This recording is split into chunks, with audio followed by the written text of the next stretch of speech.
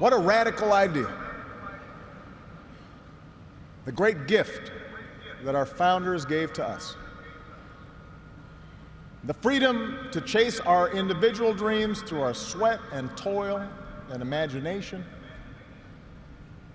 and the imperative to strive together as well to achieve a common good, a greater good. That was President Obama at his farewell address Tuesday night in Chicago. Throughout his presidency and even before, he's been making headlines with his speeches. And now there's a book of them. It's called We Are the Change We Seek, The Speeches of Barack Obama. The book's editors, senior fellow at the Brookings Institute and Washington Post columnist E.J. Dionne and Joy-Ann Reid, political analyst and host of AM Joy on MSNBC, join me now. Thanks to you both for being here. Great to be with you. Thank you, Lee. This is so fascinating because there are a lot of options here that you had to choose from in terms of the number of addresses that President Obama has made. How did you decide, EJ, how it was that you would go about choosing the select few that you put in here? Well, it was a fun book to do because it allowed both of us to have a really good conversation about the whole Obama era, and that not only about Obama, but about the history. And there were probably 8 or 10 speeches right off the top that if you asked anybody which speeches you remember, which are important, they were fairly obvious. One that was obvious to us, which we began the book with, was the speech he gave opposing the Iraq War in 2002 as a state senator, which politically turned out to be one of the most important speeches he gave. The obvious ones like the 2004 convention speech, the Jeremiah Wright speech during the primaries, the Selma speech, which I think both Joy and I think may be the greatest of them all. Then there were others where we had conversation about whether they belong there. And Joy can talk about the Yes We Can speech in New Hampshire, which was her idea. And it was a speech where he had lost the primary, and he gave a triumphant speech that turned the election around. And one of my sort of offbeat favorites, if you will, is a speech he gave in 2006 to the progressive evangelical group Call to Renewal, which I think is one of the best speeches a politician has ever given about religion in public life, where he spoke of the obligations of devout conservative believers to non-believers, but he also spoke about the obligation of believers to devout religious believers in the public square. And I think there are a lot of people who are not Obama fans who could relate to a lot of what he said in that speech. Joy, I'm curious which other ones. Well, we agree on so many that we thought were the best speeches. The Yes We Can speech is sort of a personal favorite. I think it was the first time that in my lifetime that a presidential speech sort of became a pop cultural phenomenon. And so that even have that. Let's go ahead and play a clip, Joy, and we'll talk more about that. For when we have faced down impossible odds, when we've been told we're not ready, or that we shouldn't try, or that we can't, generations of Americans have responded with a simple creed that sums up the spirit of a people. Yes, we can. Yes, we can. Yes, we can.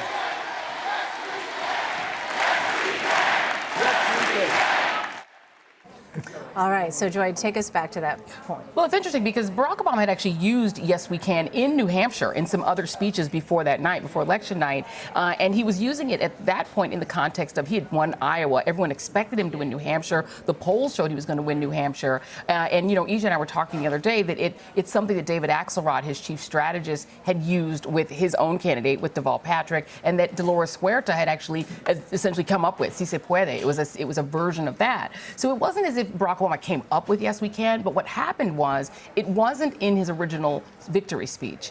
He winds up losing, and then he goes back and he rewrites the end of the speech, and he writes this incredible soliloquy on hope, where he's trying to gin up his supporters and say, listen, this isn't over. We haven't lost. Even in defeat, it is this march toward justice and the arc of the moral universe bending toward justice. That's what you have to pay attention to. So he gives this triumphant speech in defeat that you could have also played the Will.I.Am version that gets 2, 3, 4 million spins on YouTube that actually becomes set to music, this pop cultural mantra, and it replaces Change We Can Believe In as the theme of his campaign. Well, so fast forward. So we are at Tuesday night.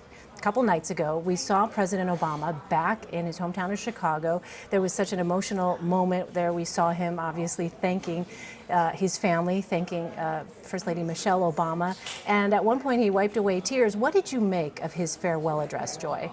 I thought it was a beautiful speech, and it was a perfect sort of ending to this career that we just talked about. The New Hampshire speech and Yes We Can was also the closing to this speech. But I thought what he did were two things. One, it was a huge defense, a really full-throated defense of the Western idea of a multiracial, multicultural civilization that had, that had a fairness toward other religions. And he really said, listen, we have to defend that idea because it's not just this country where that's at stake, it's all over the world. So I thought it was that, and I thought it was also reminding his own supporters in kind of this Kingian way, because he does reference a lot of ways sort of emotionally Martin Luther King Jr., that even when you feel like you're being set back, you have to look at the overall trajectory of the country, the overall trajectory of our society toward a more hopeful place. You always have to accept those victories, celebrate those victories, don't be hopeless. And I think that was what he was trying to convey. And then, of course, the beautiful nods to his own family and to Joe Biden just had everyone in tears. You know, it was during that speech, I texted Joy, we're watching it in different places, and I said, you know, this makes me feel good about our book. And the reason I did that is because so many of the different themes that we talked about, his use of history, his insistence that despite setbacks, the arc of American history bends toward justice, the fact that even when you lose, you got to stay in the fight. There were so many of the themes that are in the other speeches that he kind of pulled in that closing speech. And then I also thought it was a real warning about the current era. He only mentions Donald Trump at the beginning when he talks about the transition, but when he says that democracy can be broken by fear, and there's a whole section of the speech which I personally think is setting Barack Obama up to intervene later on during the Trump presidency if he sees values that he thinks are important under threat. So I think that part of the speech we're going to pay attention to for quite a while. Do you think that the speech would have made it in your book? Well, we would have loved to have it in. Yeah, and that was the other thing we were texting, like, we wish we could have had it in. And there actually will be an edition, right? Right. They're adding it to a subsequent edition of the book because it's the perfect bookend. It's the perfect ending. While you're here, I have to talk politics with you. Joy, let me ask you, we just had a news conference from the president-elect, his first since July. What did you make of that? There was so much there. Obviously, coming out of that, people said there were still more questions that they had. Yeah, and I think it was not so much a news conference as it was a performance. Donald Trump staged a performance at Trump Tower. He had a cheering section. He had Sean Spicer, his spokesman, come out and berate, really yelling at the press, and then the vice president-elect come out and give this encomium to Donald Trump, and then he proceeded to talk about Hillary Clinton.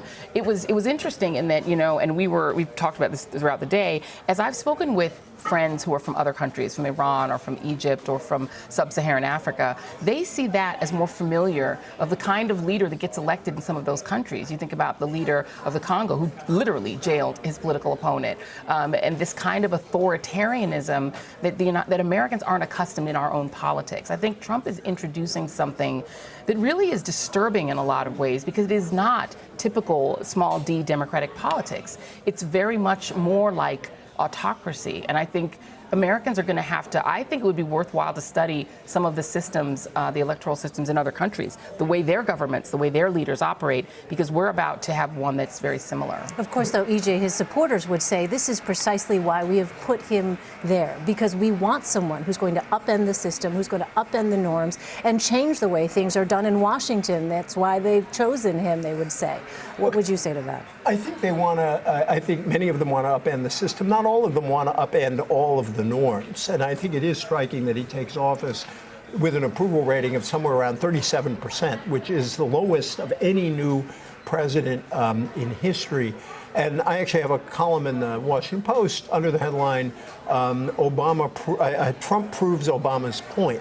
Because I think when you look at those parts of Obama's speech, warning against the upending of certain democratic norms, that news conference, you know, the very harsh attack on the press, the refusal to give really very much ground on the issue of how he should arrange his finances to avoid conflicts of interest, the tone, as Joy said, it did speak of a kind of strongman thing.